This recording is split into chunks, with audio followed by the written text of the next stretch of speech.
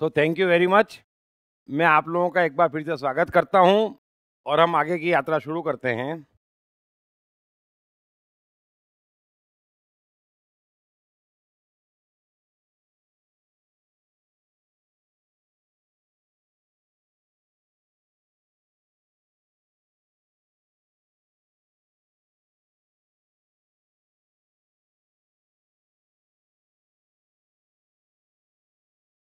आगे कृष्ण कह रहे हैं कि नाश रहित तो तू उसको जान जिससे यह संपूर्ण जगत दृश्य वर्ग व्याप्त है। इस अविनाशी का विनाश करने में कोई भी समर्थ नहीं है। इस नाश रहित अप्रमेय नित्य स्वरूप जीवात्मा के ये सब शरीर नाशवान कहे गए हैं। इसलिए हे भरतवंशी अर्जुन, तू युद्ध कर।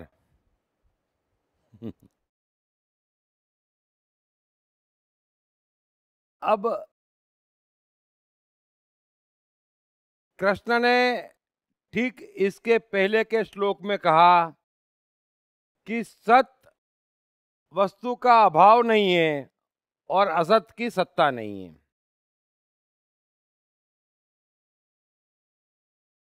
लेकिन जीवन है तो बाहर जो भी दृश्यमान है उसके साथ हमको रहना पड़ता, उसके साथ हमें ही जीना पड़ता। तो उसकी कला एक ही है कि हर सूरत साकी की सूरत में परिवर्तित हो जाती। आंखों के आगे हो कुछ भी, आंखों में हो मधुशाला। तो हमारी आंखों में मधुशाला हो तो बाहर कुछ भी हो, कुछ फर्क नहीं पड़ता है। सबसे महत्वपूर्ण बात जो कृष्ण यहां पर अर्जुन से कहना चाह रहे हैं वो एक बार फिर समझ लेना कि एक सत्य प्रकृति के नियम है जो हम पर बराबरी पे लागू हैं, जिससे बचने का छूटने का कोई उपाय हमारे पास नहीं है। उन नियमों का जो अज्ञान है उसका हम भोग रहे हैं, क्योंकि उन नियमों के विरुद्ध जाने की हर मनुष्य कोशिश कर रहा है जो शक्य नहीं है। और इस कारण वो चारों खाने अपने को हर परिस्थिति में जीत पा रहा है। और जो भी सिखाने वाले हैं, ज्ञान के नाम पर जो कुछ भी सिखा रहे हैं, वो दरअसल नियमों के खिलाफ जाने की शिक्षा दे रहे हैं। इसलिए वो नियम क्या है प्रकृति के, वो पूरे के पूरे गीता में कवर होते हैं। हमारे मन के, मनुष्य के जीने के नियम क्या है, वो पूरे के पूरे इसमें कवर होते हैं। तो इस संदर्भ में कृष्ण ने पिछले श्लोक में कहा कि अर्जुन, तू अपने मन के सत्य से भाग नहीं सकता। और आप भी ये बात समझ लेना, कोई कुछ भी कह ले, कोई कुछ भी कह दे, कोई मनुष्य अपने मन के सत्य से इस क्षण नहीं भाग सकता।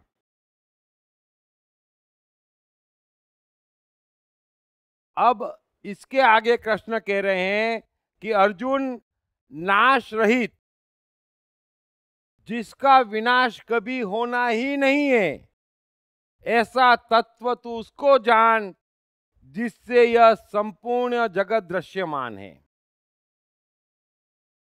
और उस अविनाशी का विनाश करने में कोई भी समर्थ नहीं है। उस अविनाशी का विनाश करने में कोई भी समर्थ नहीं है अर्जुन। और हमारे जो भी शरीर हैं वे सबके सब उस जो कभी ना नाश होने वाला तत्व है उससे बने हुए हैं। सो श्लोक एक बार फिर आप अच्छे से समझ लीजिए कि एक तत्व ऐसा है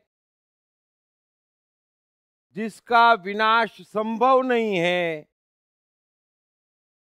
और वही अदृश्य तत्व से ये सारे दृश्य प्रकट हो रहे हैं। वो दृश्य चाहे ब्रह्मांड के हों, पृथ्वी पे किसी वस्तु के रूप में हो, पेड़ पौधे जानवर के रूप में हो, या हमारे रूप में हो। हम सब दृश्य हैं। कृष्ण कह रहे हैं कि ये सारे दृश्य उस एक नाश रहित तत्व का रिफ्लेक्शन है, और वही तत्व हमारे भीतर है। उसी तत्व से हम निकले हैं। हमारा शरीर उसी तत्व का प्रतिबिंब है, और उस तत्व का नाश कोई भी नहीं कर सकता। अब इसमें दो बातें समझ लीजिए। कृष्ण अर्जुन से कह रहे हैं कि एक तत्व ऐसा है जिसका नाश कोई कर ही नहीं सकता, वो सदैव से अस्तित्व में है, था और रहेगा। और ये जितने भी दृश्य हैं, ये सब नाशवान स्वभाव वाले हैं, ये सब मिट जाने वाले हैं। बिना भेदभाव, बिना पक्षपात के ये सब के सब खत्म हो जाने वाले हैं। ये दो ही तत्व इस संसार में है। अब चाहे कृष्ण की द्वारका हो, चाहे रावण की लंका हो, चाहे बुद्ध महावीर क्राइस्ट का शरीर हो, चाहे हमारा शरीर हो, बचाने से भी बचने वाला नहीं है। जो भी दृश्यमान है, जो भी आंख से दिख रहा है अर्जुन, वो सब मिटने ही वाला है ना। तेरे मन के भाव हो, तेरे विचार हो, सामने युद्ध का मैदान हो, तो ये मैदान भी मिट जाने वाला है। ये कौरव भी मिट जाने वाले हैं। मैं और तू जो एक दूसरे से बातचीत कर रहे हैं, हम भी मिट जाने वाले हैं। तेरे बचाने से भी इसमें से कुछ भी बचने वाला नहीं है। लेकिन तू जिस तत्व से बना है, उसका विनाश करने में कोई समर्थ नहीं है, और उसी तत्व से ये लोग भी बने हैं, तो उनका भी विनाश संभव नहीं है। दो चीज बड़े अच्छे समझ लेना इसमें। कृष्ण अर्जुन से कह रहे हैं कि चाहे तो इनको मारे चाहे न मारे, चाहे तू मरे या न मरे, फिर भी तेरे भीतर जो बचने वाला है, वो हर हाल में हमेशा के लिए बचा रहने वाला है। और चाहे कोई भी कंडीशन हो, समय आज नहीं कल हो सकता, जो मिटने वाला है वो मिटने ही वाला है। उसको बचाने में कोई भी समर्थ नहीं है। सो पगले, इस संसार में चिंता का कोई कारण ही नहीं है, क्योंकि दो तत्व हैं। एक वो जो मिटने ही वाला है। अब जो मिटने ही वाला है, उसकी चिंता क्यों करें हम? और जो मिटने ही नहीं वाला है, उसकी चिंता का कोई कारण नहीं बचता। तो बुनियादी तौर पर समझ लेना कृष्ण क्या कह रहे हैं। सो बुनियादी तौर पर मनुष्य की सारी चिंताएं, सारे दुख, सारे कष्ट उसके अज्ञान का परिणाम है कि वो इन दो तत्वों को अलग अलग नहीं जानता है।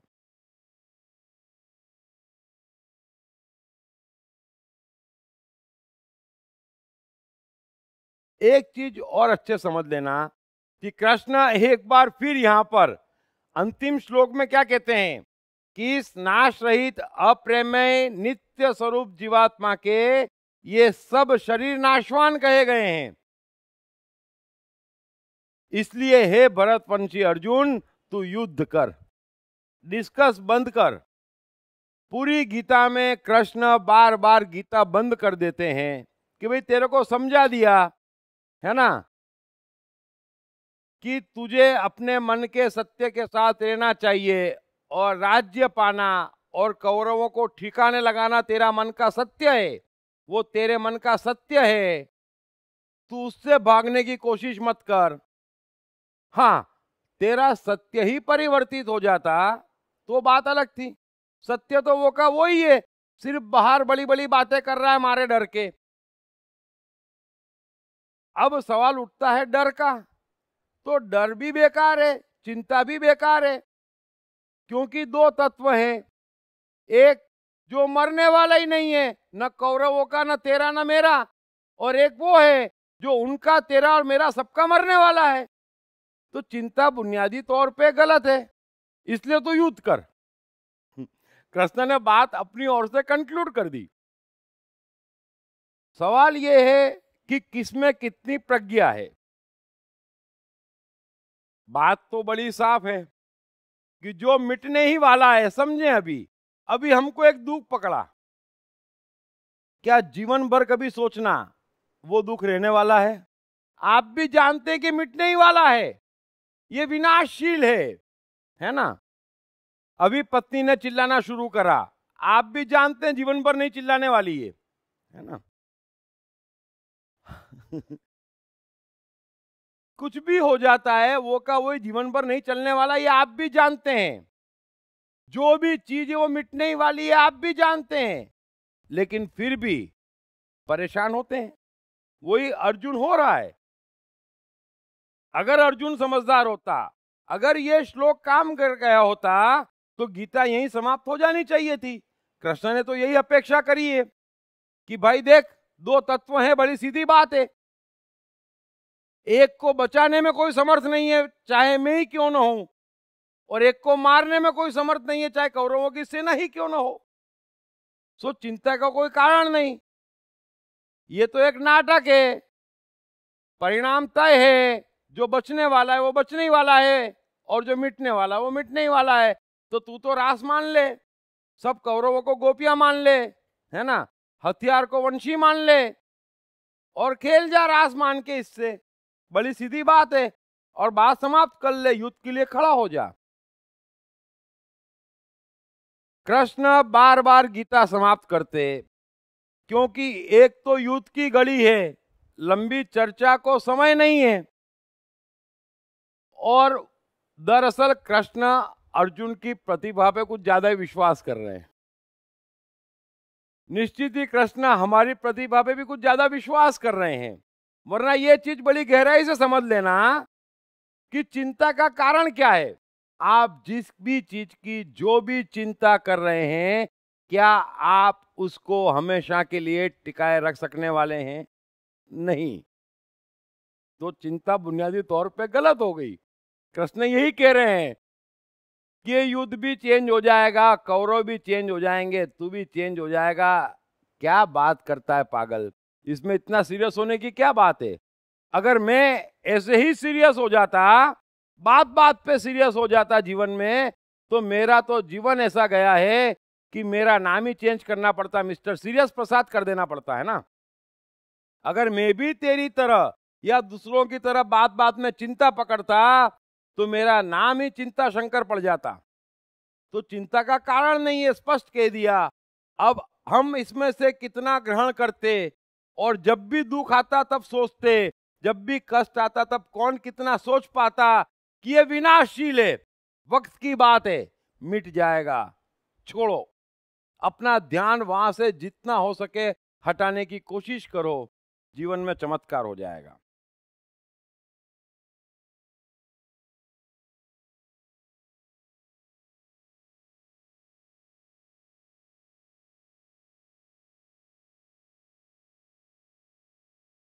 इसमें एक चीज और समझना वैसे, कि जो भी दुख है, जो भी कष्ट है, जो भी चिंता है, जो भी परेशानी है, जो भी असफलता है, अच्छे से समझ लेना कि उसका एकमात्र कारण है कि हमें कुछ अविनाशी है उसका पता नहीं है, और हमारा सारा डर, सारी चिंता, सारी परेशानी की जड़ है जो नाशवान है, उसी की हम चिंता कर रहे हैं, जबकि उसका नाश होने ही वाला है। जरा कोशिश करना, हमारे भीतर एक तत्व है जो अविनाशी है, वो झूमना चाहता, गाना चाहता, मस्त रहना चाहता, उस मस्ती का नाश होने वाला नहीं है, होता भी नहीं है। लेकिन चूंकि हम नाशवान की चिंता करते, हमारी उस मस्ती का नाश हो जाता। जो अविनाशी है वो मर रहा है, हमारी हरकतों के कारण, हमारे अहंकार के कारण, और जो नाशवान है उसका साजो सामान हम बनाए चले जा रहे हैं। सारे साजो सामान ये जितने हैं सब जानते हैं, ऐसा भी नहीं है कोई नई बात है, ये ऐसा भी नहीं है कृष्ण ने पहली बार कही, ऐसा भी नहीं है कोई पहली बार सुन रहा है। सवाल ये है कि मैं अंदर घुसेड़ दूंगा, 10-20% तो घुसेगा। समझ लेना, सब जानते हैं कि हम पैदा हुए और मरने वाले हैं, और उस बीच में हम जो कुछ भी कर रहे हैं, जिस चीज के लिए कर रहे हैं, वो सबकी सब मेरे समेत मिट जाने वाली है, जिसको मैं समझ रहा हूं। लेकिन फिर भी एक चीज भीतर है, हमारा आनंद, हमारी मस्ती, हमारी शांति, हमारा सुकून, हमारा नाच, हमारा गाना, हमारी कला, जो मिटने वाली नहीं है, वो मिट सकती भी नहीं है। हम उसके लिए नहीं जीते, हम जीने के लिए नहीं जीते। जीना हमारा जीवन का नियम है, जीना हमारा सत्य है, दूसरा कोई जी नहीं सकता। मनुष्य का एकमात्र सत्य जीना है। यहां संकट है, यहां जी लो। संकट नहीं टाल सकते तो वहीं जी लो, लेकिन जीना जरूरी है। हम एक जीने को छोड़कर सारे काम मरने के करते, और किस चीज के लिए मरते? जो मिटने ही वाली है। बड़े ध्यान से समझना, हम अपने उस सुंदर स्वरूप को जो भीतर है, जो सिर्फ जीना चाहता है, क्योंकि सिर्फ वो ही एक जी सकता है, क्योंकि सिर्फ वो ही एक जी सकता है। कृष्ण बुद्ध क्राइस्ट आज नहीं जी सकते, तो हमारे पास भी यही एक वक्त है, बड़ा कीमती है, हमें जीना चाहिए। लेकिन हम उस जीने को मारते किस चीज के लिए, ये गौर करना, सब नाशवान चीजों के लिए। अरे कोई कटर कटर कर रहा है तो क्या करेंगे हम, कोई झूठ बोल रहा है तो हम क्या करेंगे, मर जाएंगे। हम किन किन चीजों से, किन किन बातों में मर रहे हैं। और बड़ा मजा तो ये आता है मुझे, खास करके जो बड़ी मेहनत करते हैं, सब जने बड़ी मेहनत करते हैं, काफी साजो सामान धन इकट्ठा भी कर लेते हैं अपनी अपनी हैसियत से, और जब सब छोड़ के जाते तब मुझे मजा आता कि देखा कर्मों की सजा, कमाया तुमने, वापरेगा दूसरा। इससे बड़ा दुर्भाग्य मनुष्य का हो नहीं सकता। क्या पागलपन है, क्या पागलपन है, क्या कर रहे हैं। थोड़ा सोचना, किसी चीज में बुराई नहीं, द्वारकाधीश बनने में भी बुराई नहीं, लेकिन प्रकृति के नियमों के साथ कष्ट उठाकर नहीं। सो वो कला भी कृष्ण आगे सिखाएंगे। लेकिन एक चीज समझ लेना कि दो तत्व हैं कृपया, जो मरने वाला नहीं है, जो आप हैं, जो जीवन है आपका, वो सत्य है, बने वहां तक उसे जिताओ, चाहे कुछ भी नुकसान हो जाए दृश्य में। जो मिटने वाला है उसका नुकसान भी कोई नुकसान है, जो मिटने ही वाला है। हर किसी का चेहरा, हर किसी की आंखें बता देती कि जीवन में कितना वो जिया है और कितना उसने अपने को मारा है ना। तो जो आपने जिया है वो आपका पीछा नहीं छोड़ता, वो आपकी संपत्ति है, वो असली संपत्ति है जो आपने जी लिया, जो आपने आनंद ले लिया। ये तो बड़े उच्च क्वालिटी के लोग हैं जो कहते हैं कि हंसो ही मत, है ना, दिन में एक बार खाओ, कपड़े कम पहनो। मैं कहता हूं महाराज, एक बार आप जाओ, अगली बार वापस मनुष्य बन के नहीं आओगे, ये गारंटी मैं लेता हूं। क्योंकि मनुष्य वाली हरकत ही नहीं कर रहे आप जीने की। तो अरे मनुष्य नाचेगा नहीं, आप कृष्ण को देखें तो सही। ऐसा कौन सा दुनिया का शौक है जो कृष्ण को नहीं है। जब पहली बार नानाजी ने, उग्रसेन ने रथ दिया मथुरा में, तो रात भर रथ चलाना सीखते रहे, और उस जमाने के सर्वश्रेष्ठ सारथी थे। कितना रथ में घूमते थे, जिसको आज हम लॉन्ग ड्राइव कह सकते हैं। कहां से कहां घूमते थे, अकेले थे और निकल जाते थे। 10 दिन की रथ यात्रा, 15 दिन की रथ यात्रा पे, है ना, उठाया रथ, एक आध दो को बिठाया और चले। श्रृंगार का शौक, वस्त्रों का शौक, इत्तर का शौक जिसे आज हम परफ्यूम कहते है ना, भोजन का शौक, वंशी का शौक, रास का शौक, नृत्य का शौक, अरे ये हम नहीं करेंगे तो कौन करेगा? और कृष्ण गीता में बराबर खींचेंगे जो नहीं करते उनको, है ना। मेरी जरूरत नहीं पड़ेगी कृष्ण को। लेकिन आप समझो कि जीवन मुख्य है, जीवन दो ही चीजों का संगम है।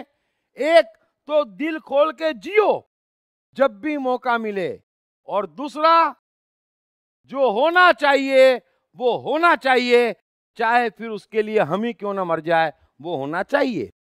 बस ये दो लकीर कृष्ण ने पूरे जीवन भर रत्ती भर नहीं छोड़ी। जो होना चाहिए वो होना चाहिए, फिर चाहे उसके लिए मुझे पूरे जमाने से युद्ध क्यों ना करना पड़े, उससे होना रुक जाएगा। जमाना मेरा क्या कर लेगा, सब नाशवान है। आज आप राम की पूजा करते हो, रावण को जलाते, मैं बार बार पूछता, उससे वास्तव में राम और रावण को कुछ फर्क पड़ रहा है? जरा कल्पना करो, थोड़ा सा, हम इंटेलिजेंट युग में है, रत्ती भर फर्क नहीं पड़ रहा है। जीना महत्वपूर्ण है। जब आप चले जाएंगे तो दो ही बातें साथ में जाएगी, जो होना था वो हुआ कि नहीं, है ना। घर के 6 सदस्य मिल जाएं और किसी एक को परेशान कर रहे हैं, तो आप सातवें बने कि जो परेशान हो रहा है उसके साथ खड़े रहे। जो होना चाहिए वो हो रहा है कि नहीं हो रहा है। हालांकि हम तो कोशिश करते पहले नंबर पे हम आए, है ना। सो ऐसा नहीं है, बस जीना है, और जो होना चाहिए वो होना है, जो नहीं होना है वो नहीं होना है। पूरी दुनिया आ जाए, क्या फर्क पड़ता है? क्राइस्ट कौन थे? सबके सब यहूदी थे, और पहले व्यक्ति थे जिन्होंने कह दिया कि पूरा का पूरा यहूदी धर्म पाखंड है। पहले थे, जो होना चाहिए वो होना चाहिए। अब जब कोई ऐसा कहता है तो उसको नहीं मालूम मेरा क्या होगा, सबको मालूम है। लेकिन क्या हमारी जान से ज्यादा कीमती है कि हम पीछे हट जाएं? नहीं, जो होना चाहिए वो होना चाहिए, और जी लो। जीना अमृत है, बाकी सब नाशवान है। अगर आप किसी भी चीज के लिए जीना छोड़ते, फिर किसी भी चीज, मतलब कुछ भी आ गया, है ना, चाहे 25 साल में डिग्री पाते अकारण, अगर चाहे आप 4 धाम और हज जाते अकारण, जीना छोड़ के, कष्ट जीवन का नियम नहीं है। अकारण, अकारण शब्द याद रख लेना। आप कुछ भी करते तो समझ लेना आपको बाहर से दुश्मनों की जरूरत नहीं है, आप अपने आप को कष्ट देने में सक्षम हैं।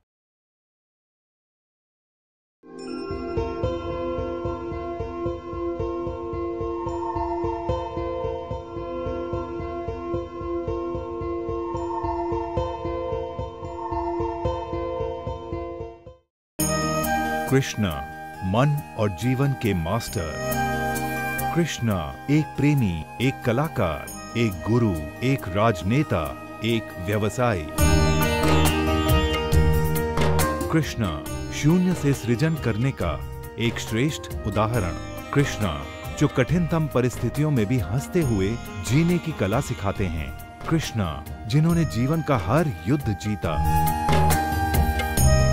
दीप त्रिवेदी द्वारा लिखित किताब मैं कृष्ण हूँ। ये किताब कृष्ण के संपूर्ण जीवन पर रिसर्च करने के बाद कुछ इस साइकोलॉजिकल अंदाज में सिलसिलेवार रूप से लिखी गई है कि जिसे पढ़ते पढ़ते आपका जीवन भी बदलता चला जाएगा। मैं कृष्ण हूँ। ये किताब अंग्रेजी, हिंदी, मराठी तथा गुजराती में एक साथ atmanestore.com, साथ ही सभी प्रमुख ई-कॉमर्स साइट्स पर भी उपलब्ध है।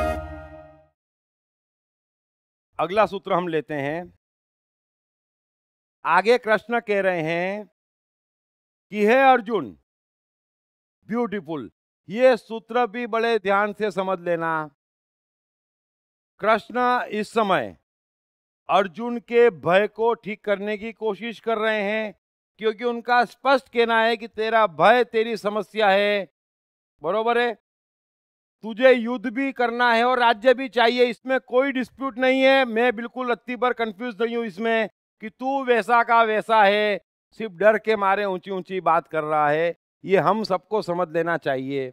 मैं बार बार कहता हूं कि कोई ये मत कहना कि हम चोर नहीं हैं या चोर उतने ही हैं जितने अंदर बंद है। ये गलतफहमी निकाल देना। सोचना यह कि पुलिस न हो, कानून न हो और छूट दे दे कि जाओ आज तुमको जहां से जो उठाना है ले आओ, आज जीवन कोई कुछ नहीं पूछेगा और आप एक चीज को हाथ न लगाएं, ऐसा आपका मन हो, उस दिन कहना कि मैं चोर नहीं हूं। कृष्ण की बात बड़ी सीधी और साफ है। आप चोरी नहीं करते, हम तो ऐसा करते, अरे मेरे भाई क्योंकि मौका नहीं मिला ना है। तो ये बातें कृष्ण के सामने नहीं चल सकती। ये तो अच्छा हुआ कृष्ण ने गुरुकुल नहीं खोला, क्योंकि वो जानते थे वो उस लायक ही नहीं है, क्योंकि प्रीलिमिनरी टेस्ट में 100 में से 100 फेल हो जाएंगे, है ना। आप देखो, अगर कृष्ण गुरुकुल खोले 3 प्रश्न में फेल हो जाए, क्योंकि कृष्ण को पूर्ण सत्य चाहिए। कृष्ण ये नहीं मान सकते कि तुमने एक बार भी चोरी नहीं करी इससे चोर नहीं हो। समझ लेना, कृष्ण की परिभाषा में किसी की गाड़ी यूं देखना और लालच आना वो भी चोरी है। इतनी भी बेईमानी कृष्ण बर्दाश्त नहीं करेंगे, वो इतनी भी बेईमानी में जिए नहीं है। और मैं भी आपसे कहता हूं उसके बगैर छुटकारा नहीं है, उसके बगैर छुटकारा नहीं है।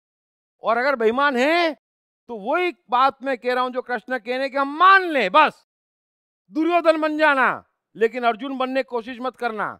हम बेईमान हैं और नहीं मानेंगे, इसी वजह से तो जीवन भर बेईमानी करेंगे। मान लेंगे तो 2 डंडे में ठीक होंगे, आसपास वाले टोकेंगे तो ठीक होंगे। समझ लेना, अगर हम चोर हैं तो मैं बार बार कहता हूं विजिटिंग कार्ड पे चोर लिखवा लो। मैं और कृष्ण दोनों कहते हैं कि आप साहूकार हैं, बस यही साहूकारी है, क्योंकि पहला सत्य मन का सत्य है।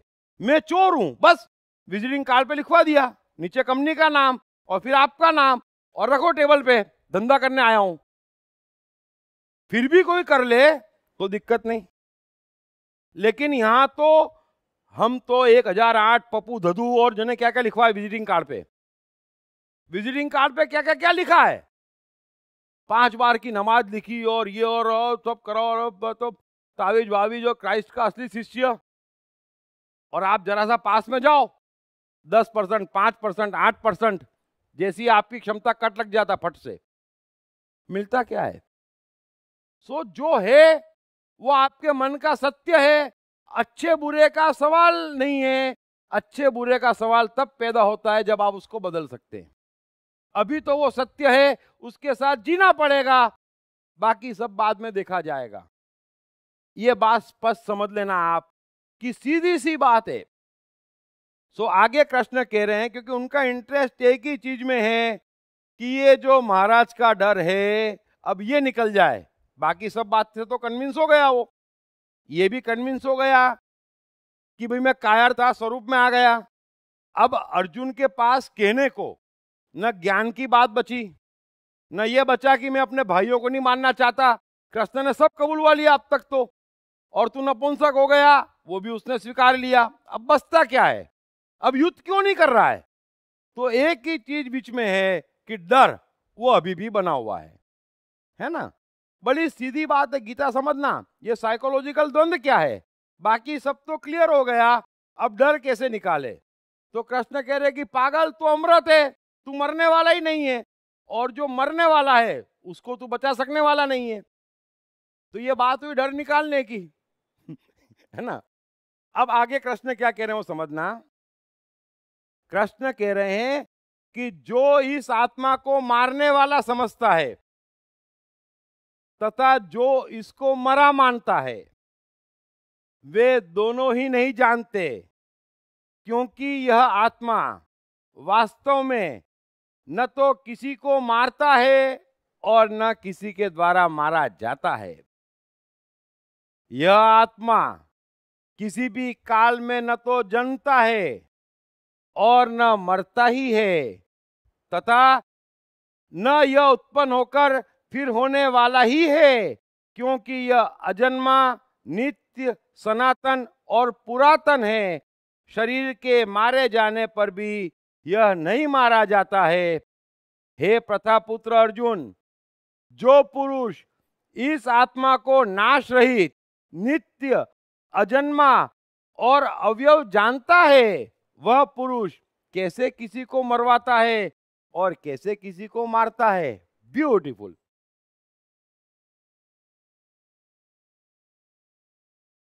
कृष्ण कमाल है। सबसे पहली बात तो जो कृष्ण कह रहे हैं ना, ये हिंसा और अहिंसा का परम सिद्धांत है। इससे ऊपर हिंसा का कोई सिद्धांत नहीं है। सो कृष्ण कह रहे हैं कि आत्मा न जन्मती है न मरती है, ये अमृत है, ये सदैव थी, सदैव है, सदैव रहेगी। तू भी वही है, मैं भी वही हूं। तू भी वही है, मैं भी वही हूं। ये राजा रोग भी वही है। ये आत्मा के ही अंश है। सिर्फ ब्रह्म में है कि मेरा कुछ नाम है, मेरा शरीर है, मेरा स्टेटस है, मेरा संसार है। लेकिन ये गलत फहमी है।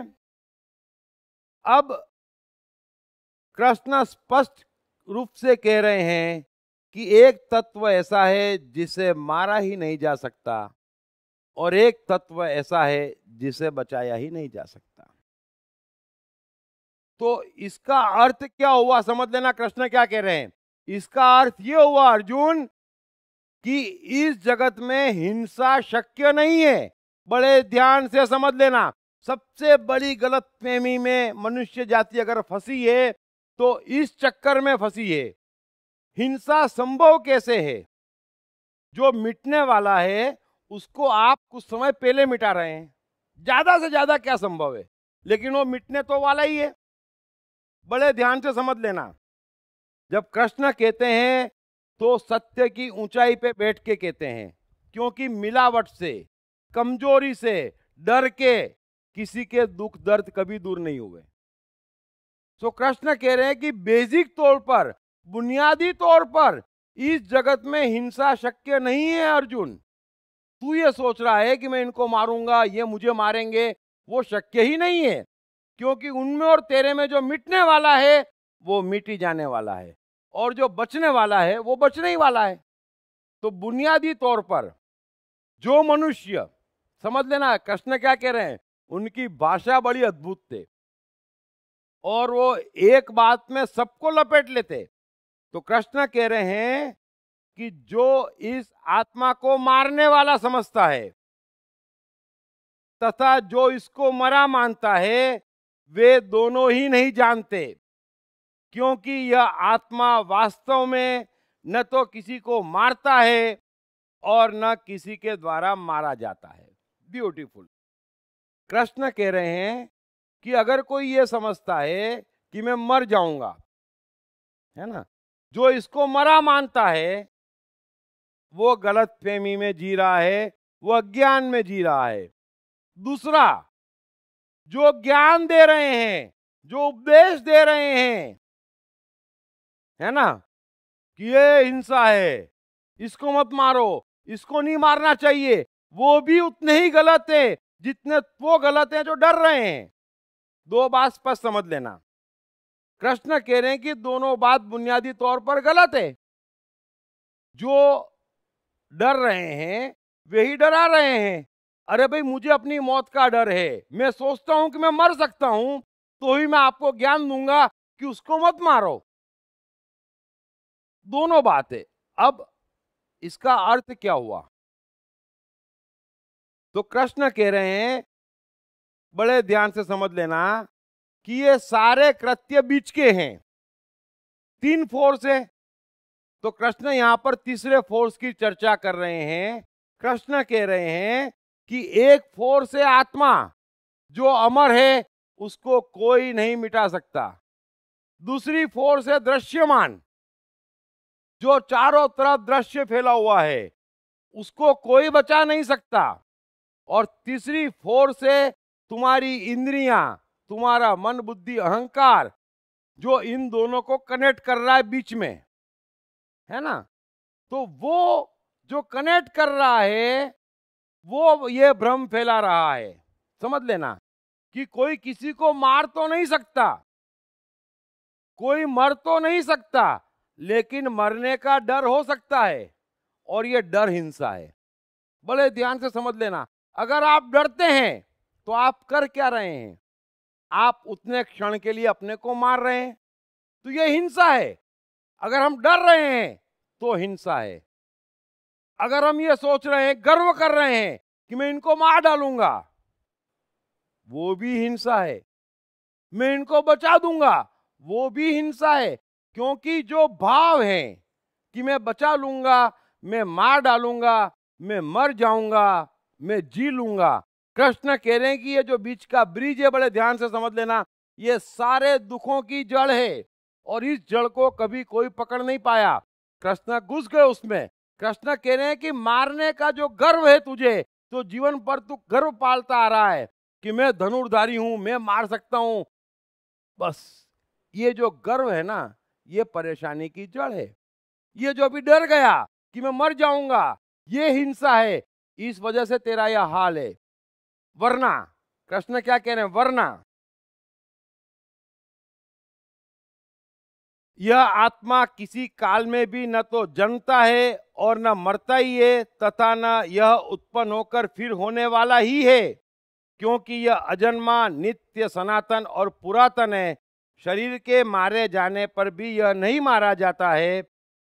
हे प्रतापुत्र अर्जुन, जो पुरुष इस आत्मा को नाश रहित, ये अंतिम लाइन ध्यान से समझ लेना, जो पुरुष इस आत्मा को नाश रहित, नित्य, अजन्मा और अवयव जानता है, वह पुरुष कैसे किसी को मरवाता है और कैसे किसी को मारता है। ब्यूटीफुल। कृष्ण कह रहे हैं कि दो तरीके के व्यक्तियों से संसार भरा पड़ा है, जिन्हें मरने का डर है ना, और मारने का गर्व है या दुख है मारने पर। दोनों बात पकड़ ले। कोई भी मन में कंपन उठता है, अगर आप दृश्य में कुछ परिवर्तित करते और मन में कंपन उठता है, तो कृष्ण कह रहे हैं कि यह अज्ञान है। और अर्जुन, मुझे वो अज्ञान नहीं है। तेरी जितनी भी तू बातें कर रहा है, तू कई बार मुझे अपनी बराबरी का समझ रहा है, तो मेरी बात स्पष्ट समझ ले कि मुझे ये अज्ञान नहीं है कि जितने भी दृश्य हैं, जो भी दृश्य हैं और जैसे भी दृश्य हैं, सबकी सब मेरे लिए आत्मा है।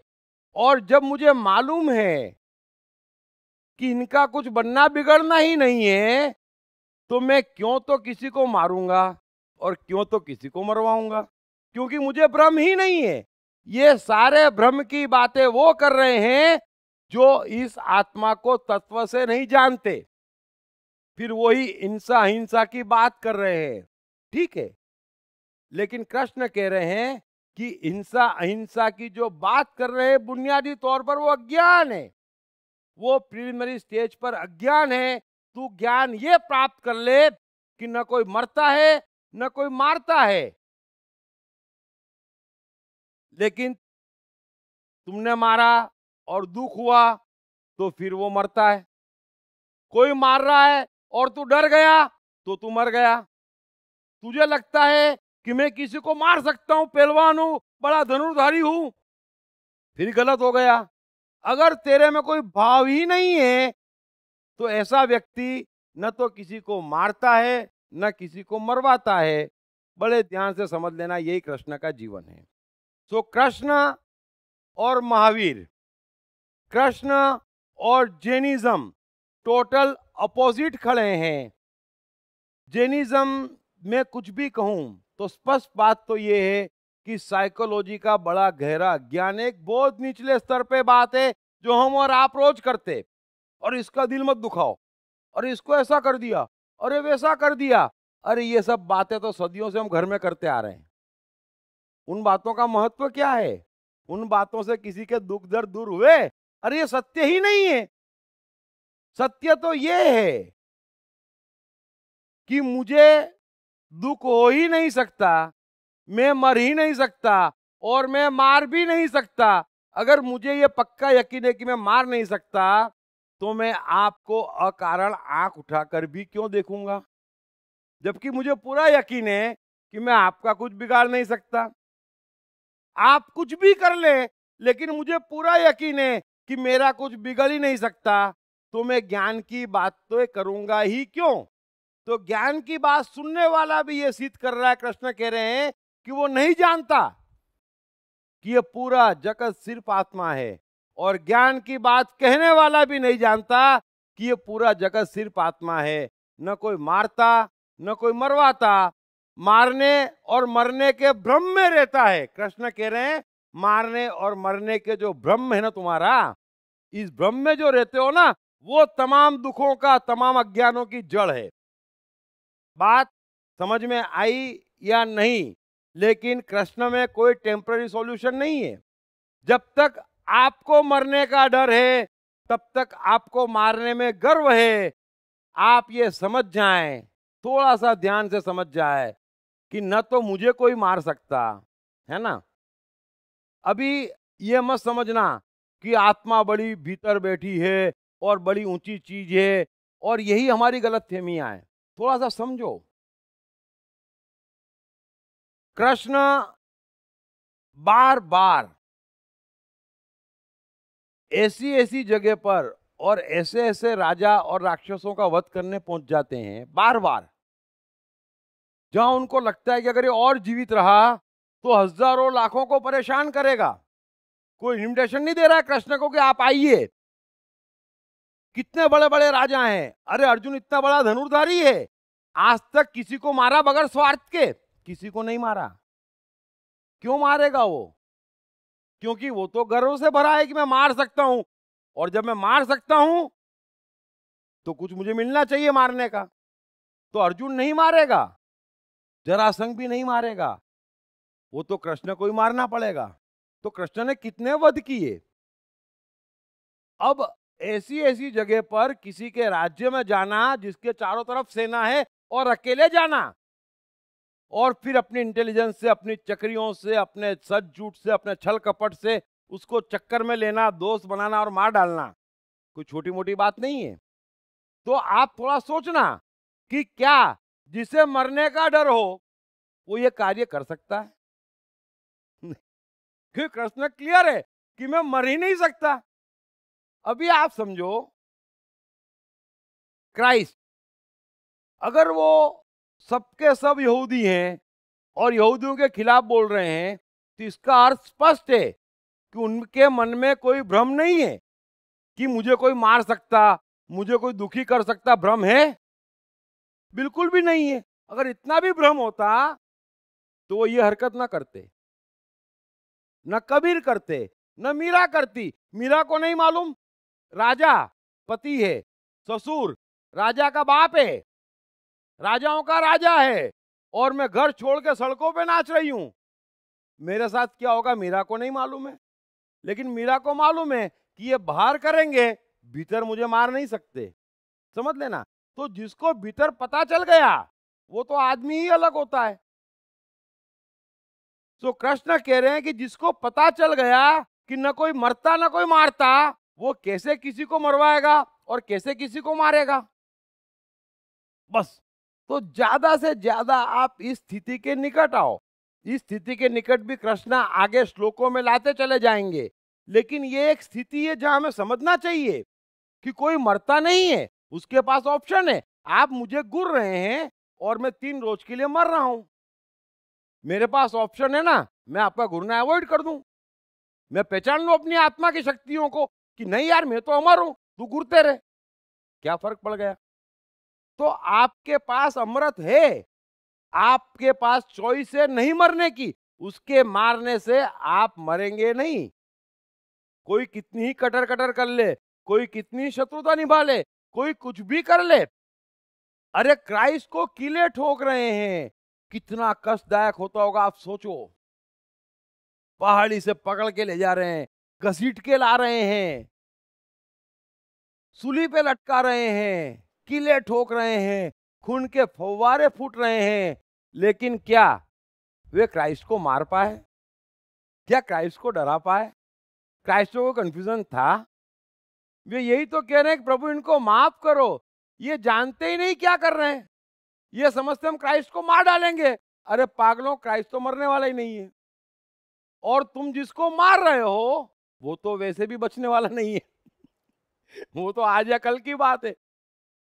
तो कृष्ण सीधा जड़ पे हमला कर रहे हैं कि आप में वो ताकत है जहां से आप मर नहीं सकते, आप जीते जी उस अमृतत्व में जी सकते हैं,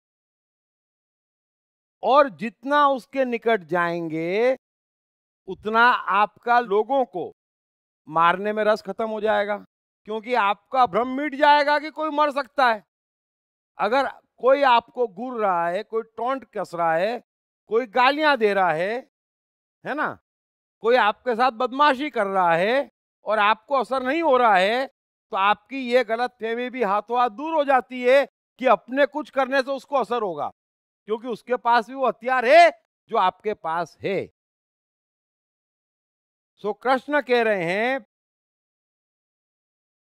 कि हे अर्जुन, जो पुरुष इस आत्मा को नाश रहित, नित्य, अजन्मा और अवयव जानता है, वह पुरुष कैसे किसी को मरवाता है और कैसे किसी को मारता है। हिंसा 3 स्तर पे कही गई है। सबसे निम्न और भ्रम वाला स्तर है शरीर, जिस पे पूरा जैनिज्म खड़ा है और जिस पे बुद्ध ने अनेक बार वार किए कि तुम कर क्या रहे हो, शरीर का कसूर क्या है, उसको सता क्यों रहे हो, शरीर कर क्या सकता है, शरीर का हो क्या सकता है। तो बुद्ध उससे ऊपर है। बुद्ध कहते हैं कि ये मन का प्रॉब्लम है, ये भाव की बात है, मरना और मारना ये भाव की बात है कि हमारे भीतर जो भाव उठ रहे हैं, बरोबर। और कृष्ण उससे आगे की बात करते हैं कि ये परिणाम है। अगर परिणाम में किसी का नुकसान हो रहा है, अंतिम परिणाम में, तो वो हिंसा है, और अंतिम परिणाम में किसी को अमृत मिल रहा है तो वो हिंसा है। सवाल भावना का नहीं है, मैं सोया हुआ आदमी हूं, मैं बेहोश हूं, चलो शरीर की तो हम बात ही नहीं करते, शरीर की तो मैं बात ही नहीं करता। अभी इसी कारण से जैन जितने भी हैं वो कृष्ण को राक्षस से कम नहीं समझते, नरक में सड़ा रहे हैं, और जब देखो तब उनके पास एक ही हथियार है, कृष्ण। कृष्ण बोगस, क्या मालूम, जो भी जैन से पूछो एक ही हथियार है, क्योंकि वो शरीर से ऊपर कुछ समझते ही नहीं है, और शरीर तो कुछ भी नहीं है। तो उससे ऊपर बुद्ध हैं, कबीर हैं, क्राइस्ट हैं, जो भाव की बात करते कि भाई भाव क्या है आपका। अभी माए बच्चों को डांटती खाना खिलाने को, तो भाव क्या है, डांटना पाप हो गया, कैसी बात करते हैं आप। तो बुद्ध कहते हैं कि नहीं, भाव की बात है, कबीर कहते हैं भाव की बात है, कृष्ण कहते हैं भाव में भी दम नहीं है, परिणाम की बात है। होश होना चाहिए कि आप जो कर रहे हैं आपके भाव से क्या होता। भाव तो हमारा हमारे प्रति भी अच्छा है, फिर भी हमारे से रोज अपना बुरा हो जाता अब उसी भाव से तुम किसी का अच्छा करने जाओगे तो गारंटी क्या है कि उसका अच्छा हो जाएगा। बड़े ध्यान से समझना। तो कृष्ण अंतिम बात करते कि परिणाम में, एंड रिजल्ट में उसका अच्छा होना चाहिए। परिणाम तय करो और परिणाम में अच्छा होता हो तब तो हिंसा नहीं है। तो भावना से भी किया, मेरी भावना बहुत अच्छी है ना, हमारी भावनाएं सबके आपस में एक दूसरे के प्रति अच्छी है, फिर इतने दुख कहां से आ रहे हैं, क्योंकि हम अज्ञान में हैं।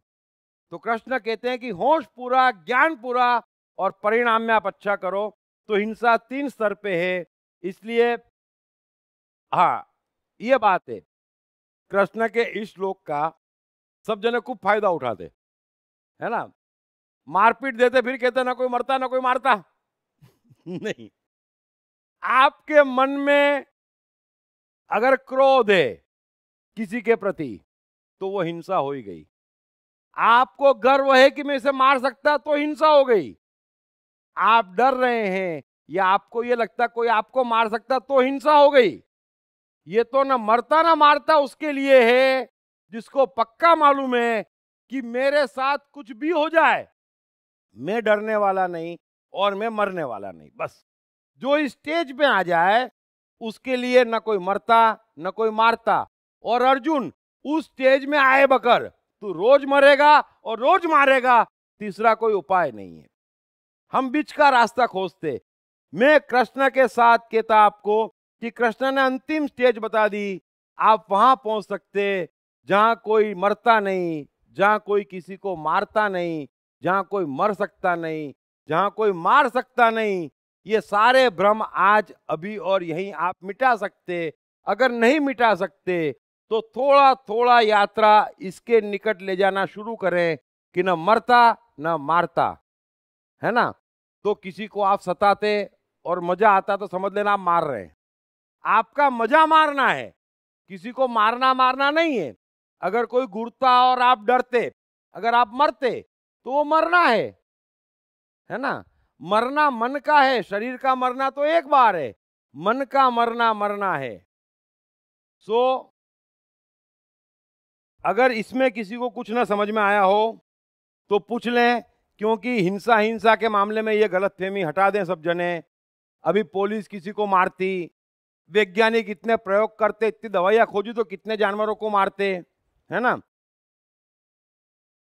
हमको भी दाऊद को मारना पड़ता, कृष्ण ने भी कितनों को मारा, अमेरिका जाके लादेन को मार देती, तो ये कोई हिंसा नहीं है। लेकिन गर्व होता अगर कि हमने लादेन को मारा तो हिंसा हो गई। यही मैं बताना चाह रहा हूं। आप कह दें कि वो लादेन था इसलिए मारा, बात समाप्त हो गई। हमने मारा फिर हिंसा हो गई। बस ये हमने बड़ा बारीक के समझ लेना। तो मेहरबानी करके 3 चीजें कृष्ण ने कही।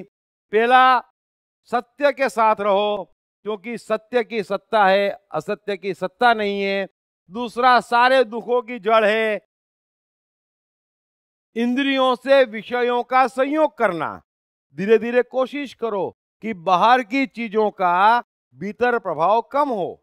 बस ये कोशिश करें, एक दिन ऊंचाइयां पा लेंगे। और तीसरा, अभी कह रहे हैं कि उस स्थिति में आने की कोशिश करो जहां न कोई मरता न कोई मारता। ये हिंसा की सारी बातें ही बुनियादी तौर पे गलत है। ये चीज समझने की कोशिश करो। अगर हिंसा हो ही नहीं सकती, अगर आप मर ही नहीं सकते, अगर आप मार ही नहीं सकते, तो फिर कृष्ण की तरह जियो, हैं। 24 घंटे मजा है। अभी हम कर क्या रहे, मर रहे और मार रहे, तीसरा कोई काम तो कर ही नहीं रहे। बड़े ध्यान से समझना। जीना तो तब शुरू होगा जब समझ में आएगा कि न कोई मरता न कोई मारता, तो फिर जीवन खेल है। तो भाई अपना खेल अच्छे से क्यों ना खेलूं, हैं। अभी तो सास बहू को मारती, बहू सास को मारती, और यही सब चल रहा है। अड़ोसी पड़ोसी को मारते, पड़ोसी अड़ोसी को मारते, तो न कोई मरता न कोई मारता। तो कोई क्वेश्चन हो तो ले लेता हूं मैं।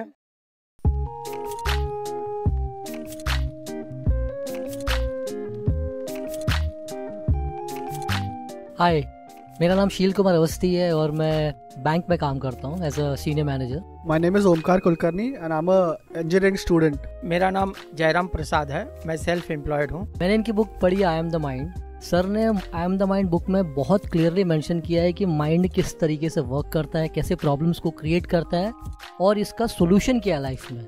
It's a really great book that I've come across in so many years. I've read many books, but this one stands apart. इस पुस्तक की सरल भाषा, साधारण ढंग से मन का क्लासिफिकेशन ने मुझे बहुत प्रभावित किया है। I have read the book. It clearly identifies, explains the difference between your brain and the mind. All the 7 states of the mind are clearly defined in that book, and that's the best thing about the book.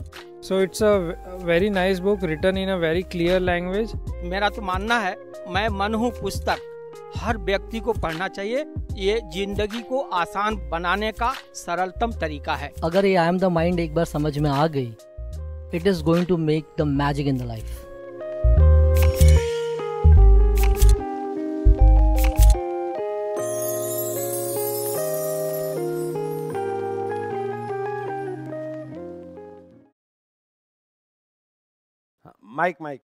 Mic देना भाई।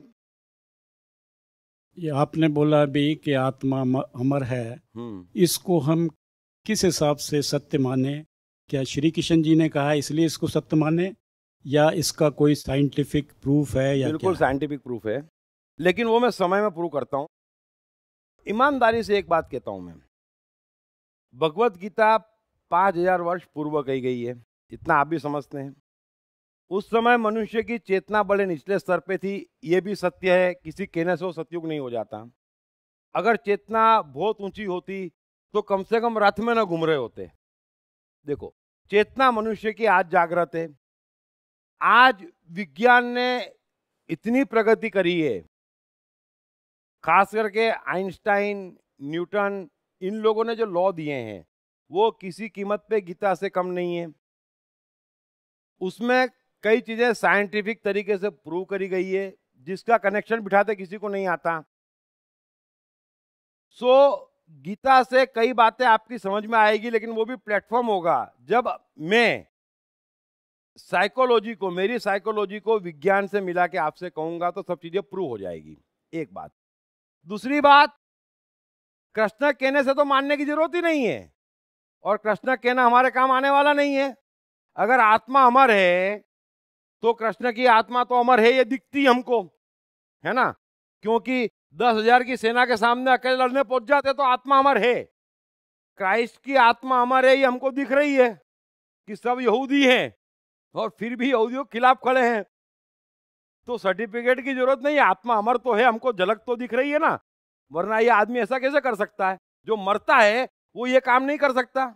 आत्मा तो कबीर की भी अमर दिख रही है, जो बनारस की गलियों में इतने वर्षों पहले कैसे कैसे दोहे कह रहे हैं कि मस्जिद चढ़ के बांग पुकारे, क्या खुदा हुआ बहरा है? अब ये कहना, या पंडित मौलवी हिजड़ा है, इनसे भक्ति न होए। अब ये जो कहने वाला 1200 वर्ष पहले बनारस की गलियों में, उस जमाने में तो आत्मा तो अमर है है ना? आप थोड़ा सा बोल के दिखा दें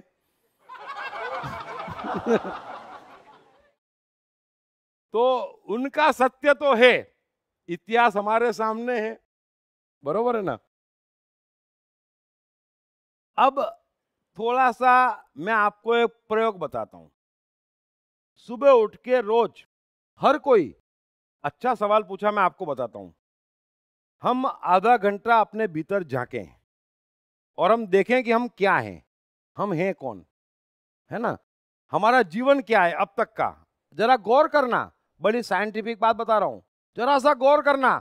4 रोज में पकड़ में आ जाएगी आत्मा।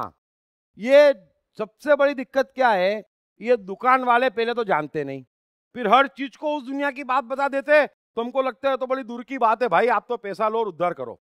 अरे ये हमारी अपनी बात है, सब यहीं की बात है, और हमारे भीतर का साइंस है, ये बाहर का साइंस थोड़ी है ना? सो आप देखो कि मेरा जीवन क्या है। तो मैं पैदा हुआ, फिर स्कूल गया, अरे हाँ यार फिर क्या हुआ, फिर ये अच्छा हुआ, फिर ये बुरा हुआ, फिर बड़ा हुआ, फिर कमाया, फिर शादी करी, है ना? जो भी करा आप याद करो, ये सब परिवर्तित हुआ, है ना? कितने दुख झेले आपने, कितने सुख झेले, सब आप ही ने झेले, है ना? अब गौर करो, ये सब तो बदलता गया।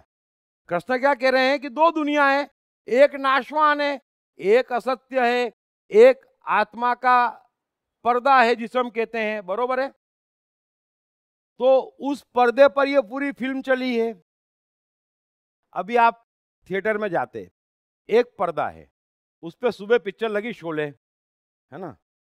फिर शाम को लगे जय संतोषी मां, समझ लो। रात को कोई इंग्लिश पिक्चर लग गई, जेम्स बॉन्ड की, समझ लो आप। सुबह समझो किसी बाबा का प्रवचन आ गया वहां पर, ये मान लो सुबह सुबह 6 बजे। ये सब पर्दे पर चला। पर्दा क्या है? पर्दे कोई फर्क पड़ा ना, आप समझ लेना। तो पर्दा तो वैसा का वैसा ही है, कैसी भी फिल्म चला लो पर्दा सीरियस होता है। और आज तो डाकू की पिक्चर चल गई, आज तो जय संतोषी माँ चल गई। अरे संतोषी माँ भी उधर जाए और डाकू उधर जाए, पर्दा तो वैसा का वैसा है, बरोबर है? जो पिक्चर लगाना चाहो लगा लो। तो हम भी पर्दे हैं और ये पिक्चर बाहर चल रही है। जो हम स्कूल गए, जो दुख हुआ, किसी ने घूरा, ये समझ लेना ये 2 चीजों का भेद है। अब हम कह रहे हैं कि हम ये कैसे माने कि ये भेद है। तो मुझे एक चीज बताइए, किस समय आप मुझे सुन रहे हैं, सुन रहे हैं। तो कौन सुन रहा है आपका? कान सुन रहा है। ये कान सुन रहा है, ये पता किसको चल रहा है? बताइए बताइए आप। दिमाग को, ब्रेन को पता चल रहा है। चलो दिमाग और ब्रेन हिंदी इंग्लिश हो गया है ना। ब्रेन को पता चल रहा है, किसको पता चल रहा है?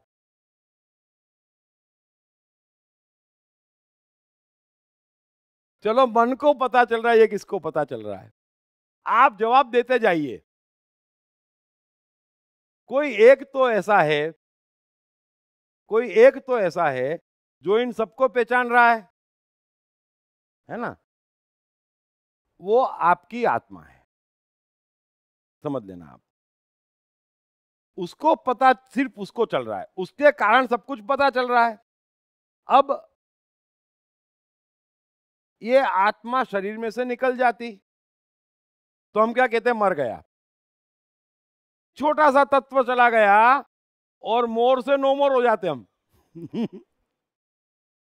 अब आप खोजना भीतर, जो मैं कहना चाह रहा हूं, ये झलक दिखा रहा हूं मैं, कि जो कबीर कर रहे हैं, कि जो क्राइस्ट कर रहे हैं, कि ये जो भी महान लोग करते उनमें आत्मा तो है ना, तभी कर पाते। वरना फिर आत्मा नहीं होगी तो क्या करेंगे?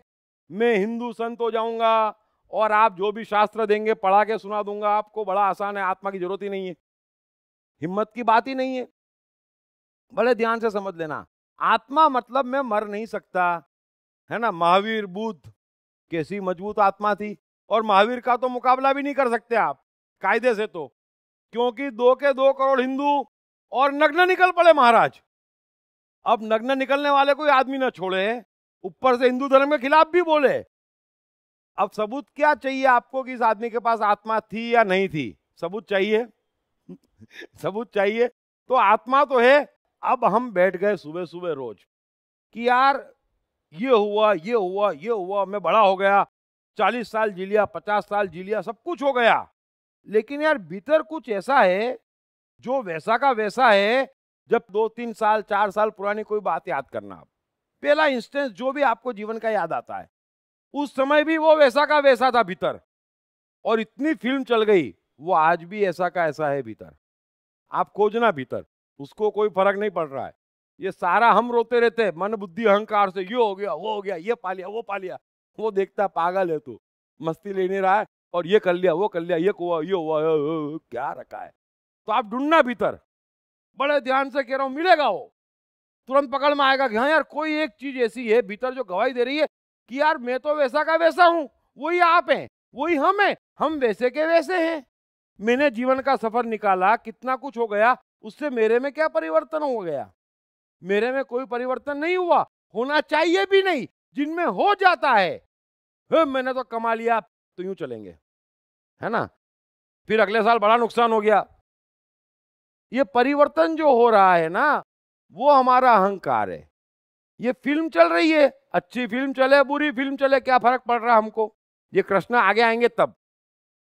लेकिन एक तत्व ऐसा है, कायदे से हमें बैठना चाहिए और समझना चाहिए कि क्या भीतर कुछ ऐसा है जिसमें रत्ती भर परिवर्तन नहीं आया, वो हम है।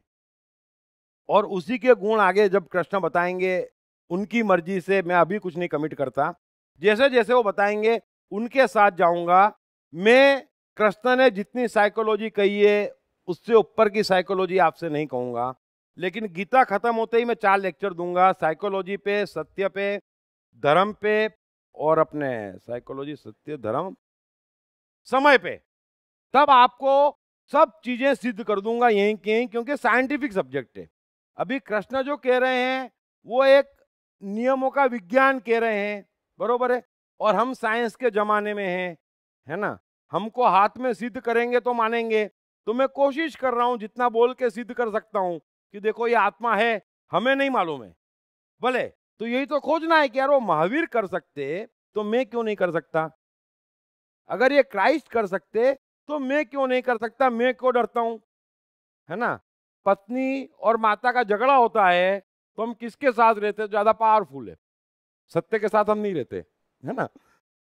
तो यार महावीर इतने लोगों से उलझ सकते और हम इतना सा नहीं उलझ पाते, इतना सा भी नहीं उलझ पाते और बीच का रास्ता खोजते। अरे तू चुप हो जा, बीबी के पास जाएंगे, वो डांटती है, वहां से डांट खा के निकलते फिर माता जी के पास, छोड़ ना, वो भी डांटती है। अरे हमने हाल क्या बना रखा अपना? अरे जो असत्य है वो असत्य है, हर हाल में असत्य है, जो सत्य है वो सत्य है, जो होना चाहिए वो होना चाहिए, फिर जो होता है हो जाने दो। जीवन का सार सूत्र इसमें, कोई छोड़ के जाता चले जा, जो होना चाहिए वो होना चाहिए। तुम झूठे हो और हो। अब वो बोलती मैं घर छोड़ के जाती, तो बोलना जा, क्योंकि गीता का सार ये है कि जो हुआ अच्छा हुआ। लेकिन वो कब है? जब जो होना चाहिए वो होना चाहिए, है ना। अब हम क्या करते? झेलते, समझाते, पटाते, 3 कदम हम पीछे हटते, 4 कदम वो पीछे हटती।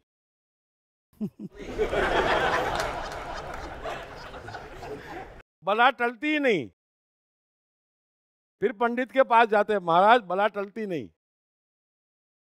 वो बला, सब जने एक ही बला ढूंढ रहे हैं, कहने को अलग अलग बलाएं हैं, लेकिन मन में एक ही बला से पीछा छुटवाना चाहते हैं, ये बला छुड़वाओ। तो मैं आपसे कह रहा हूं कि हम कॉम्प्रोमाइज करते हैं, हम असत्य के साथ रहते ही हमारा दिक्कत है, क्योंकि हम डरते हैं। अभी महावीर को डर नहीं, आज के आज मार डालो, क्राइस्ट को डर है मार डालो, कोई डर है कबीर को? और कबीर कितनी दबंगई से कहते, जाको राके साइया मार सके न कोई, और दोहा भी ईद पे कहते, मस्जिद चढ़ के बांग पुकारे खुदा हुआ बेरा है, टाइमिंग भी ईद का चुनते, और फिर बाद में कहते लेकिन सुन लो, जाको राके साइया मार सके न कोई। ये कितने आए कितने गए हैं। तो ये हिम्मत हमारे भीतर है सत्य के साथ खड़े रहने की, और जितनी हिम्मत है उतनी आत्मा मजबूत है, और जितना सत्य के साथ खड़े हैं, मैं आपको बता दूं कि जो हुआ अच्छा हुआ। हम असत्य के साथ खड़े हैं, इसलिए अनुभव ये है कि जो हुआ बुरा हुआ। तो 2 चीजों की तरफ गीता जाएगी, एक हम है जहां जो हुआ बुरा हुआ, एक कृष्ण है जहां जो हुआ अच्छा हुआ। हम जैसे जैसे आगे बढ़ेंगे, लेकिन विश्वास नहीं करना, अपनी आत्मा अपने काम आएगी, है ना। कृष्ण की आत्मा कितनी भी ऊंची हो, हमारे किस काम की? हमको तो कोई गुरता डर रहे महाराज, है ना, हमको तो किसी ने गुरा और डर गए, हम तो हमारी तो आत्मा है नहीं, बरोबर है। हम तो वही अहंकार है, डर रहे हैं, मर रहे हैं। तो जब तक आत्मा के निकट जाना हो तो डर हटाना पड़ेगा कि हम मर सकते, हम डर सकते, ये नहीं है। तो ढूंढे, सुबह आधा घंटा मिल जाएगी, और रोज मिलेगी थोड़ी थोड़ी। हाँ यार, फिर आपको लगेगा कि यार जब ये परिवर्तित नहीं हो रही है तो किसी ने घुरा तो मैं टेंशन क्यों पालू लंबा, चलो छोटा करो, टेंशन का पीरियड तो छोटा करो। और मैं कितनी बार कहता हूं कि कोई भी चीज, कोई भी व्यक्ति, कोई भी बात आपको परेशान करती है ना, तो सबसे सस्ता इलाज ये है कि अपने मन को समझाओ ये तो पागल है, छोड़ना, बस। तो आपको टेंशन कम होगा। टेंशन ये है कि आप उसको समझदार मान रहे हैं, इंटेलिजेंट मान रहे हैं, सर्टिफिकेट की कीमत मान रहे हैं। सो आत्मा के निकट जाने का रास्ते आएंगे, कृष्ण में बताऊंगा मैं, लेकिन हम स्थिर है, जितनी स्थिरता के निकट है उतनी आत्मा के निकट है। जो हिल रहे हैं ना, कंपन, हिंसा एक ही चीज है। पूरी गीता का सार बता दूं आपको, तो हम जो कांपते हैं ना, अच्छे या बुरे के लिए, ये लोग कहते हैं अच्छा बुरा, अच्छा बुरा नहीं है, कांपना पाप है, कंपना पाप है। हम जो कपते हैं वो पाप है। अगर नहीं कपते, या जो जितना कम कंपता है, उसका मतलब ये है कि वो उतना आत्मा के निकट है, बस। कंपन पाप है। कोई सवाल गीता में क्या रहेंगे आगे का अर्जुन पूछेगा हमारे बिहाफ पे, हम जल्दी मत करें, गीता के साथ चलें। अर्जुन सब पूछेगा, कैसे मान लूं, कैसे जान लूं, अपने को जल्दी नहीं, अर्जुन पूछेगा, है ना। हाँ प्लीज, क्वेश्चन हो तो पूछिए। क्या हम आत्मा के निकट हैं, कैसे जाने? नहीं, ये छोटे छोटे सूत्र जो कृष्ण बता रहे हैं ना हमको, कि भाई बाहर की परिस्थिति हमको इफेक्ट करती है, मतलब हमारी आत्मा सोई हुई है ना। आत्मा का मतलब क्या है कि भाई कुछ होने वाला ही नहीं है, ये हमको कैसे पता चले? तो उसके कारण क्या है पता चलता, उसका कारण क्या है कि भाई बाहर कुछ घटा और हमारा भ्रम है, हम उसको भीतर महसूस करते हैं, बरोबर। अभी बाहर आपने धन कमाया, चलो, फिर आपका 20 करोड़ का एफडी करवाया आपने, तो वो कहां पर है? बैंक वाले के पास है। आप क्या करते, हम क्या करते उसको भीतर ले गए, है ना। अब वो भीतर जा सकती क्या एफडी? फिर भी ले गए ना हम। तो ले जाने का परिणाम क्या होता है? या तो गर्व आता है ना। कल तक जिसको भाई साहब कह रहे थे फिर क्या होता? परिस्थिति चेंज होती है ना। मैंने बहुत देखे हैं। फिर जिसको कह रहे थे ना, उसका नौकरी करने का टाइम आ जाता है। तो हम चीजों को भीतर ले जाते हैं, अच्छी हो चाहे बुरी हो, भीतर ले जाते तो कपते। जबकि हमें स्थिर होना चाहिए, हमें सिर्फ आनंद होना चाहिए। आंखों के सामने हो कुछ भी, आंखों में हो मधुशाला, जो मैं कह रहा हूं आपसे। तो आपके सामने महाभारत आ जाए तो आप उनको गोपियां मानो, शत्रु क्यों मान रहे हो? अर्जुन का दर्द क्या है? उनको शत्रु मान रहा है। हम भी यही करते, अगर वो शत्रु है तो हम कितने सीरियस हैं।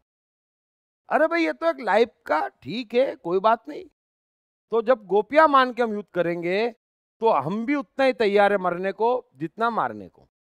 जब हम शत्रु मानते हैं तो हम सिर्फ मारने को तैयार है।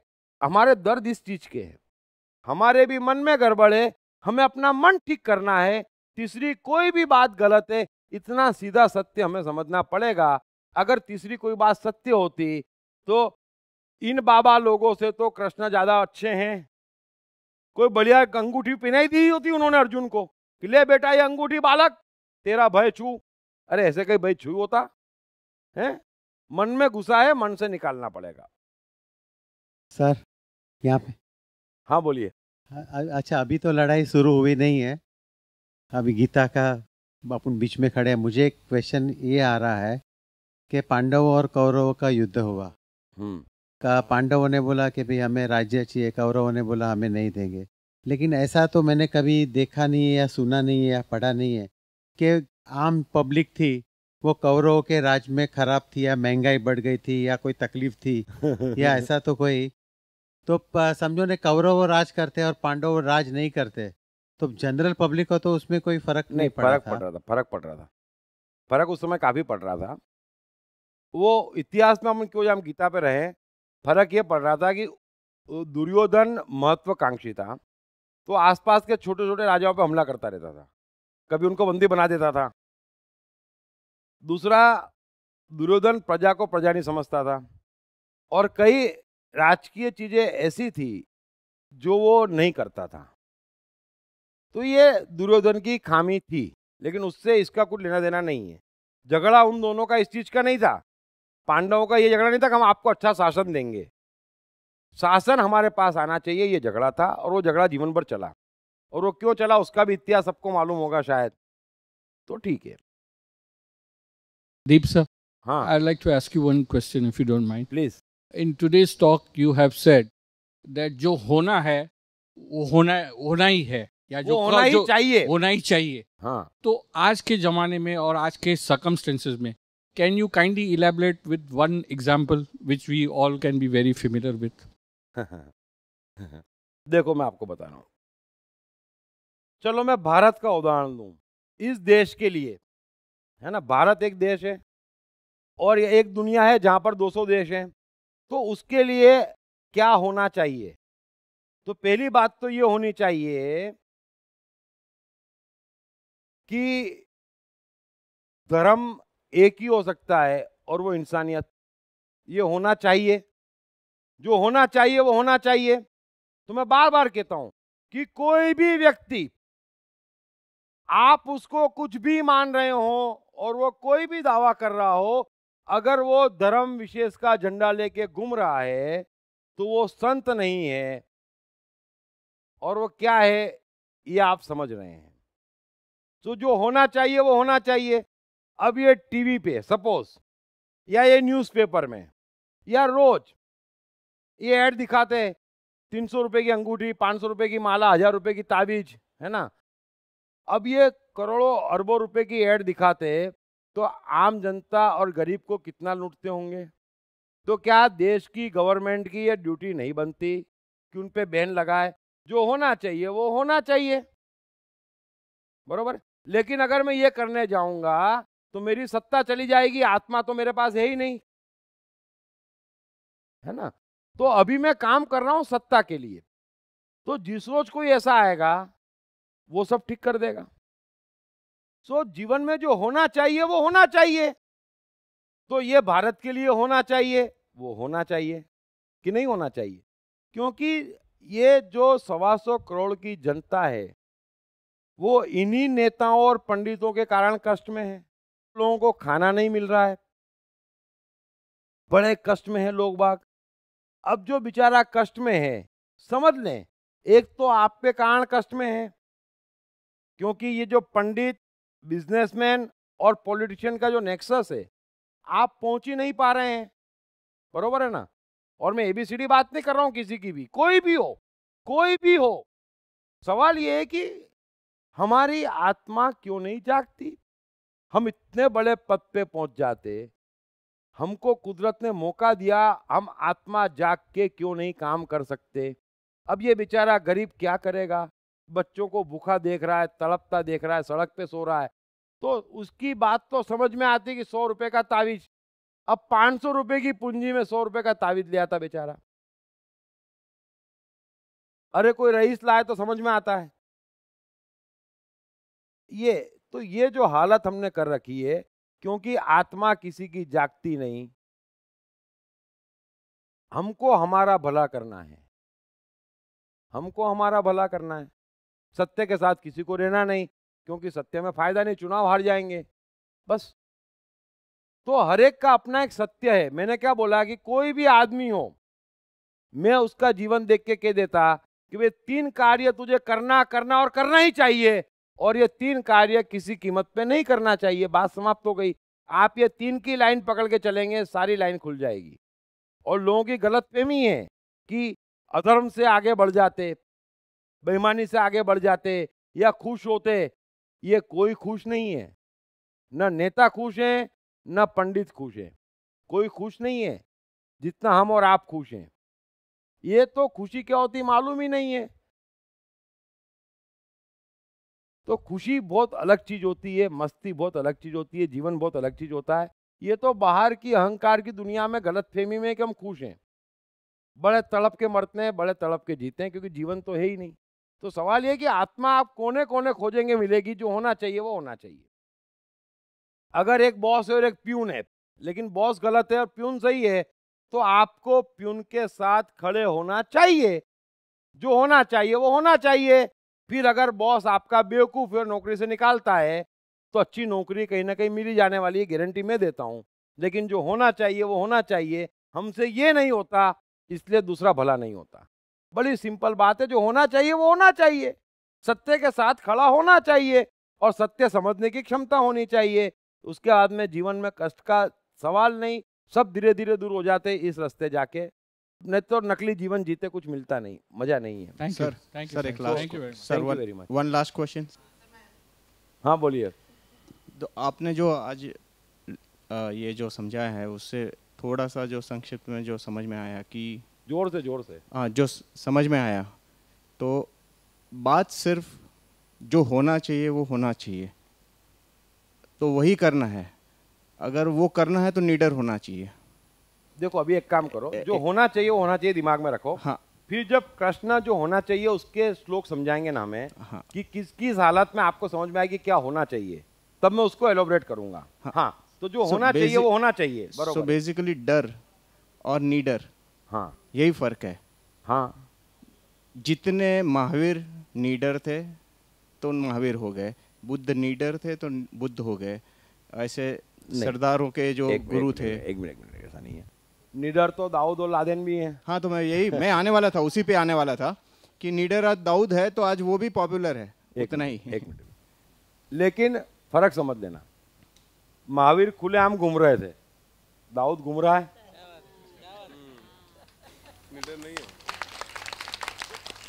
सो जो डरा रहा है ना, वो डर के जी रहा है।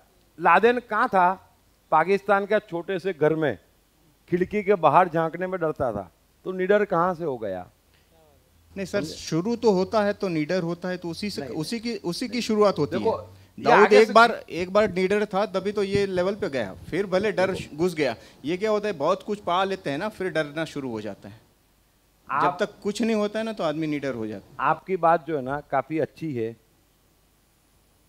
30-40% करीब करीब साइकोलॉजी के निकट है, लेकिन जब कृष्ण के श्लोक आएंगे ना उसी समय मजा आएगा। अभी क्या होगा, मैं आपको जवाब देने के लिए कुछ बोलूँगा, फिर वापस वो श्लोक तो आने ही वाले हैं, है ना, डर और निडर के और सभी चीज़ों के कि आत्मा है क्या, कि क्या करने से मालूम पड़े कि जो होना चाहिए। अभी शॉर्ट में मैंने समझाया कि भाई सत्य के साथ रहना चाहिए, तो सत्य के साथ कब रह पाएंगे, जब सत्य पहचानने की प्रज्ञा भी चाहिए। प्रज्ञा चाहिए पहले नंबर पे, आंख चाहिए। डर निडर का सवाल तो बाद में आता है। अगर बुद्ध महावीर क्राइस्ट के पास आंख थी या कृष्ण के पास आंख थी कि भाई ये जो कुछ भी चल रहा है वो टोटल गलत है, तो पहले आंख थी फिर निडर हुए, तो निडर सेकंड स्टेज पे है, आंख पहले स्टेज पे है। अगर मुझे ज्ञान हो जाए कि ये सत्य है, फिर सवाल उठता है हिम्मत का कि उसके साथ खड़े रहूं या नहीं, पहले मालूम तो पड़े, है ना। तो 2 स्टेज पे है और दोनों स्टेज हम क्रॉस करेंगे धीरे धीरे। बाकी आपकी बात काफी अच्छी है, काफी निकट है, काफी अच्छी है डर निडर के मामले में, लेकिन टाइम पे। हाँ सर, मैं कहना कुछ और चाह रहा था, वो मैं कहूँगा, पर उससे पहले कैप में जो सर है उन्होंने जो बोला था उसका एक आपकी आज्ञा हो तो छोटा सा मैं देना। बिल्कुल बिल्कुल बिल्कुल यार, ध्यान से सुनिएगा। ऐसा समाज, तब की बात है, ऐसा समाज जहाँ पे द्रुपद की पुत्री, 5 पांडव की बीबी और महारानी द्रौपदी का भरी सभा में चीरहरण हो सकता है और किसी ने प्रोटेक्ट नहीं किया, उस समाज में एक आम स्त्री की प्रोटेक्शन का तो कोई सवाल ही नहीं उठता। इसीलिए युद्ध इनएविटेबल था, है ना, सत्य को और व्यवस्था को वापस लाने के लिए, ऐसा मुझे लगता है।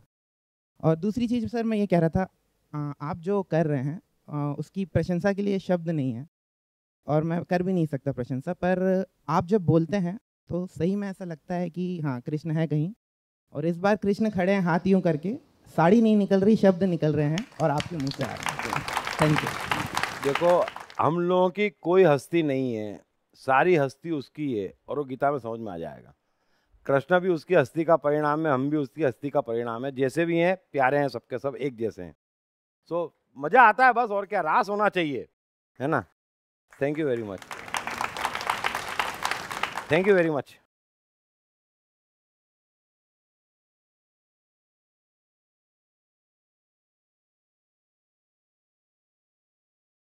पढ़िए बेस्ट सेलर मैं मनहू के लेखक दीप त्रिवेदी द्वारा सीक्रेट सीरीज के अंतर्गत लिखित किताबें भाग्य के रहस्य, आत्मा के रहस्य, सफलता के रहस्य, साइकोलॉजी के रहस्य, जीवन के रहस्य, प्रेम के रहस्य, प्रकृति के रहस्य, ऑटोमेशन के रहस्य, रिश्तों के रहस्य, अहंकार के रहस्य, समय के रहस्य, मन के रहस्य।